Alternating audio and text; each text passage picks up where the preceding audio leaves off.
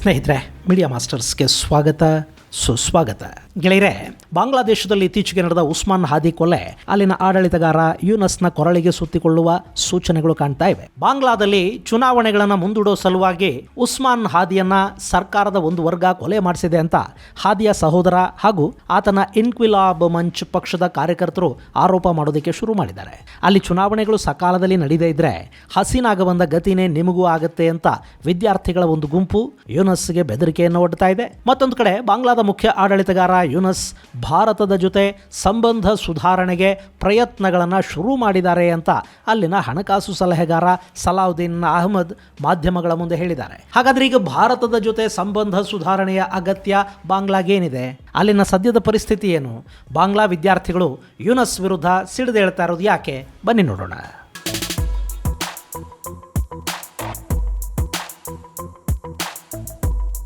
ಗೆಳೆಯರೆ, ಬಾಂಗ್ಲಾದಲ್ಲಿ ಶೇಖ್ ಹಸೀನಾ ಪದಚ್ಯುತಿಯ ನಂತರ ಅಮೆರಿಕಾದ ಡೀಪ್ ಸ್ಟೇಟ್ ಅಲ್ಲಿಗೆ ತಂದು ಕೂರಿಸಿದ್ದು ಈ ಯೂನಸ್ ಅನ್ನೋ ನೋಬಲ್ನನ್ನು. ಆತ ಅಲ್ಲಿ ಮಧ್ಯಂತರ ಸರ್ಕಾರ ರಚನೆ ಮಾಡಿ ಬಾಂಗ್ಲಾದ ಪರಿಸ್ಥಿತಿಯನ್ನು ಸುಧಾರಿಸಬೇಕಿತ್ತು. ಆದರೆ ಯೂನಸ್ ಉದ್ದೇಶಗಳೇ ಬೇರೆ ಇದ್ವು. ಯೂನಸ್ ಅಧಿಕಾರಕ್ಕೆ ಅಂಟ್ಕೊಳ್ಳೋದಕ್ಕೆ ಬಯಸಿದ್ದ. ಬಾಂಗ್ಲಾದಲ್ಲಿ ಚುನಾವಣಾ ಸಂಸ್ಕರಣೆಯ ಹೆಸರಲ್ಲಿ ಅಲ್ಲಿನ ಪರಿಸ್ಥಿತಿಯನ್ನು ಸುಧಾರಿಸುವ ನೆಪದಲ್ಲಿ 1.5 ವರ್ಷ ಹಂಗೆ ಕಾಲ ಕಳೆದ. ತನ್ನ ಮೇಲಿದ್ದ ಪ್ರಕರಣಗಳನ್ನು ತಾನೇ ರದ್ದು ಮಾಡಿಕೊಂಡ. ಆತನನ್ನು ಅಲ್ಲಿ ತಂದು ಕೂರಿಸಿದ ಅಮೆರಿಕ ಯಾವೆಲ್ಲ ಟಾಸ್ಕ್ಗಳನ್ನು ಕೊಟ್ಟಿತ್ತೋ ಅದರಲ್ಲಿ ಒಂದಷ್ಟು ಪೂರ್ಣಗೊಳ್ಳೋ ಹಾಗೆ ನೋಡಿಕೊಂಡ. ಅಮೆರಿಕ ಕಂಪನಿಗಳ ಜೊತೆ ಇಂಧನ ಪೂರೈಕೆ ಒಪ್ಪಂದವನ್ನು ಮಾಡಿಕೊಂಡ. ಮ್ಯಾನ್ಮಾರಲ್ಲಿ ಸೇನಾ ಆಡಳಿತದ ವಿರುದ್ಧ ಹೋರಾಟ ಮಾಡ್ತಾ ಇರೋ ಅರಾಕನ್ ಆರ್ಮಿಗೆ ಅಮೆರಿಕ ಕೊಡಬೇಕಾದ ಸಹಾಯ ಬಾಂಗ್ಲಾದ ಮೂಲಕ ತಲುಪಿತು. ಹಾಗೆ ಅಲ್ಲಿನ ರೋಹಿಂಗ್ಯಾ ಪಡೆಗಳಿಗೆ ಕೂಡ ಸಹಾಯ ಮಾಡೋ ಕೆಲಸವನ್ನ ಅಮೆರಿಕ ಈ ಬಾಂಗ್ಲಾದ ಮೂಲಕ ಮಾಡಿಸ್ತು. ಇನ್ನು ಈಗಲ್ಲಿ ಚುನಾವಣೆಗಳು ನಡೀಬೇಕು. ಚುನಾವಣೆಗಳು ಡಿಸೆಂಬರ್ ಒಳಗೆ ನಡೀಲೇಬೇಕು ಅಂತ ಸೇನೆ ಮತ್ತು BNP ಪಟ್ಟು ಹಿಡಿದ ನಂತರ ಯೂನಸ್ ಅದನ್ನ ಫೆಬ್ರವರಿಯಲ್ಲಿ ನಡೆಸುವುದಾಗಿ ಹೇಳಿದ್ದಾನೆ. ಈಗ ಚುನಾವಣೆಗಳ ದಿನಾಂಕ ಕೂಡ ಘೋಷಣೆ ಆಗಿದೆ. ಆದರೆ ಫೆಬ್ರವರಿಯಲ್ಲಿ ಚುನಾವಣೆ ನಡೆಸೋದಕ್ಕೆ ಕೂಡ ಯೂನಸ್ಗೆ ಇಷ್ಟ ಇಲ್ಲ. ಗೆಳೆಯರೆ, ಅಲ್ಲಿ ಬಾರಿ ಚುನಾವಣಾ ಸಮೀಕ್ಷೆಗಳು BNP ಅಂದರೆ ಖಲೀದಾ ಜಿಯಾ ಅವರ ಬಾಂಗ್ಲಾದೇಶ್ ನ್ಯಾಷನಲಿಸ್ಟ್ ಪಾರ್ಟಿ ಅಧಿಕಾರಕ್ಕೆ ಬರುತ್ತೆ ಅಂತ ಹೇಳ್ತಾ ಇವೆ. ಹಾಗೇನಾದರೂ ಆದರೆ ಅಲ್ಲಿ ಯೂನಸ್ಗೆ ಯಾವ ಕೆಲಸನೂ ಇರೋದಿಲ್ಲ. ಆತ ಬಾಂಗ್ಲಾನ ಬಿಟ್ಟು ಮತ್ತೆ ಅಮೆರಿಕಾಗೋ ಕೆನಡಾಗೋ ಹೋಗಬೇಕಾಗತ್ತೆ. ಇನ್ನು ತಾನು ಸಾಯುವವರೆಗೆ ಅಧಿಕಾರದಲ್ಲಿರಬೇಕು ಅನ್ನೋ ಕಾರಣಕ್ಕೇನೆ ತನಗೆ ಅನುಕೂಲ ಆಗೋ ಹಾಗೆ ಯೂನಸ್ ವಿದ್ಯಾರ್ಥಿ ಗಲಭೆಕೋರರನ್ನು ಮುಂದಿಟ್ಕೊಂಡು ಒಂದು NCP ಅನ್ನೋ ಪಕ್ಷನೂ ಕೂಡ ಮಾಡಿಸ್ಕೊಂಡಿದ್ದಾನೆ. ಆದರೆ ಅವರಿಗೆ ಬಾರಿ ಅಧಿಕಾರಕ್ಕೆ ಬರುವಷ್ಟು ಸೀಟುಗಳು ಸಿಗೋದು ಡೌಟು. ಹೀಗಾಗಿ ಚುನಾವಣೆಗಳೇ ನಡೆಯದ ಹಾಗೆ ನೋಡ್ಕೋಬೇಕು. ಬಾಂಗ್ಲಾದಲ್ಲಿ ಇನ್ನೂ ಪರಿಸ್ಥಿತಿ ಸುಧಾರಣೆ ಆಗಿಲ್ಲ. ಜನ ಗಲಾಟೆ ಮಾಡ್ತಾ ಇದ್ದಾರೆ. ಹೀಗಾಗಿ ಇದೆಲ್ಲ ಸರಿ ಹೋದ ಮೇಲೆ, ಶಾಂತಿ ನೆಲೆಸಿದ ನಂತರ ಚುನಾವಣೆಗಳನ್ನು ಮಾಡ್ತೀವಿ ಅಂತ ಏನಾದರೂ ಹೇಳಬೇಕು. ಅದಕ್ಕಾಗಿ ಅಲ್ಲಿ ಮತ್ತೊಂದು ಸುತ್ತಿನ ಗಲಾಟೆಗಳು ಶುರು ಆಗಬೇಕು. ಆ ಕಾರಣಕ್ಕೆ ಮೊನ್ನೆ ಉಸ್ಮಾನ್ ಹಾದಿಯ ಕೊಲೆ ಆಯಿತು ಅನ್ನೋದು ಅಲ್ಲಿನ ಕೆಲವರ ಆರೋಪ. ಇನ್ನು ಅಲ್ಲಿ ಈಗ ಶುರುವಾಗಿರೋ ಗಲಾಟೆಗಳು, ಪ್ರತಿಭಟನೆಗಳು, ಕಲ್ಲು ತೂರಾಟಗಳು, ಬೆಂಕಿ ಹಚ್ಚೋ ಘಟನೆಗಳು ಇವ್ಯಾವು ಕ್ಷಣಿಕ ಆಕ್ರೋಶ ಅಥವಾ ಸಿಟ್ಟಿನ ಕಾರಣಕ್ಕೆ ನಡೀತಾ ಇಲ್ಲ. ಅವು ಪ್ಲ್ಯಾಂಡ್ ಮತ್ತು ಕಂಟ್ರೋಲ್ಡ್ ಗಲಾಟೆಗಳು. ಯಾರೋ ಬೇಕು ಅಂತ ಅವುಗಳನ್ನು ಮಾಡಿಸ್ತಾ ಇದ್ದಾರೆ. ಎಷ್ಟು ಬೇಕೋ ಅಷ್ಟು ಗಲಾಟೆಗಳನ್ನು ಅಲ್ಲಿ ಮಾಡಿಸಲಾಗ್ತಾ ಇದೆ. ಅದಕ್ಕೇನು ಬೇಕೋ ಆ ಥರದ ಘಟನೆಗಳಲ್ಲಿ ನಡೀತಾ ಇವೆ. ಹೀಗಾಗಿ ಈ ಎಲ್ಲ ಗಲಭೆಗಳ ಹಿಂದೆ ಯೂನಸ್ ಸರ್ಕಾರ ಮತ್ತು ಅದರಲ್ಲಿನ ಕೆಲ ವ್ಯಕ್ತಿಗಳ ಕೈವಾಡ ಇದೆ ಅನ್ನೋ ಆರೋಪಗಳು ಈಗ ಕೇಳಿಬರೋದಕ್ಕೆ ಶುರುವಾಗಿವೆ. ಮೊನ್ನೆ ಉಸ್ಮಾನ್ ಹಾದಿಯ ಹತ್ಯೆ ನಡೀತಲ್ಲ, ಹಾದಿ ಚುನಾವಣೆಗೆ ಸ್ಪರ್ಧೆ ಮಾಡಿದ್ದ. ಆತ ಹಸೀನಾ ವಿರೋಧಿ ಹೋರಾಟದಲ್ಲಿ ಮುಂಚೂಣಿಲಿದ್ದ.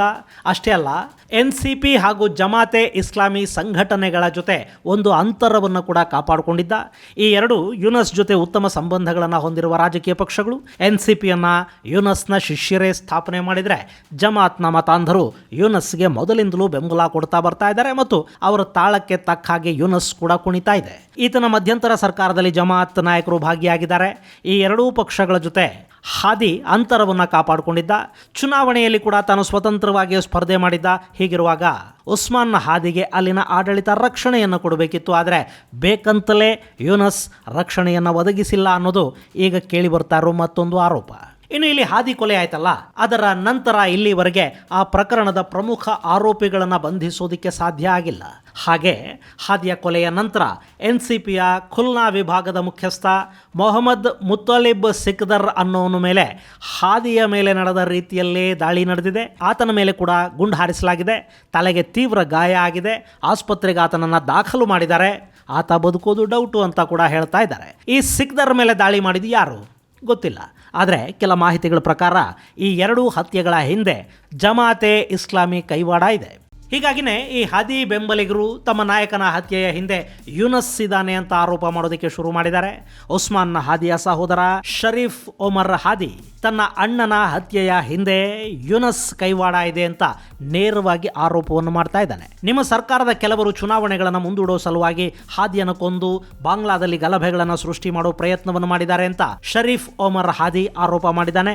ಅಷ್ಟೇ ಅಲ್ಲ, ಬಾಂಗ್ಲಾದಲ್ಲಿ ಸಕಾಲಕ್ಕೆ ಚುನಾವಣೆಗಳು ಪಾರದರ್ಶಕವಾಗಿ ನಡೆಯದೇ ಇದ್ರೆ ಅದನ್ನು ಮುಂದೂಡೋ ಪ್ರಯತ್ನಗಳನ್ನು ಮಾಡಿದರೆ ಶೇಖ್ ಹಸೀನಾಗಾದ ಗತಿನೇ ಯೂನಸ್ಗೆ ಕೂಡ ಆಗುತ್ತೆ ಅಂತ ಹಾದಿ ಬೆಂಬಲಿಗರು ಎಚ್ಚರಿಕೆಯನ್ನು ಕೊಡ್ತಾ ಇದ್ದಾರೆ. ಹಾಗೆ ಇನ್ಕ್ವಿಲಾಬ್ ಮಂಚ್ ಸಂಘಟನೆಯ ಕಾರ್ಯದರ್ಶಿ ಅಬ್ದುಲ್ ಅಲ್ ಜಬಾರ್ ಕೂಡ ಇದೇ ಮಾತುಗಳನ್ನು ಹೇಳಿದ್ದಾನೆ. ಅಷ್ಟೇ ಅಲ್ಲ, ಸೋಮವಾರ ಢಾಕಾದಲ್ಲಿ ಅವರು ಇನ್ಕ್ವಿಲಾಬ್ ಕಾರ್ಯಕರ್ತರ ಸಭೆಯೊಂದನ್ನು ಕರೆದಿದ್ದಾರೆ. ಅದರಲ್ಲಿ ಯೂನಸ್ ವಿರುದ್ಧ ಹೋರಾಟಗಳನ್ನು ಕೈಗೊಳ್ಳುವ ಬಗ್ಗೆ ಚರ್ಚೆಗಳನ್ನು ಮಾಡಲಾಗುತ್ತೆ ಅಂತ ಜಬರ್ ತಿಳಿಸಿದ್ದಾನೆ.